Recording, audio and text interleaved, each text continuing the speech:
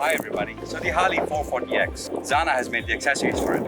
And here they are, starting from the crash bars, like always. Near the engine is this new and neat, very sophisticated design of a crash bar, mounted very strongly at the chassis point here, the chassis point there at the base, and this very strong mount provided here by Zana. Of course, comes with a round slider, and it makes sure that the crash guard not only looks sleek, it also looks discreet. Now at Zana, we always make sure that the design is discreet. On any beautiful bike, you don't want to make it look caged. By caged, I mean over-accessorized. You want to retain the stock look as much as possible, we feel. On the other hand, you want to make sure that you still provide the very essential safety for your motorcycle. So when we were designing this crash guard, we made sure that it looks minimalistic and yet it does the job very well. Especially in the front section, close to the radiator or the oil cooler, if I can say correctly. So this was a section where we had a lot of complexity. We didn't want to connect the left side with the right side via connector rod, especially owing to this oil cooler here and that bent pipe there with a big can in the center. We wanted to make sure the front wheel did not foul with the connector rod in the middle. So as you can see on the left side here, there is no connector rod whatsoever, giving this unit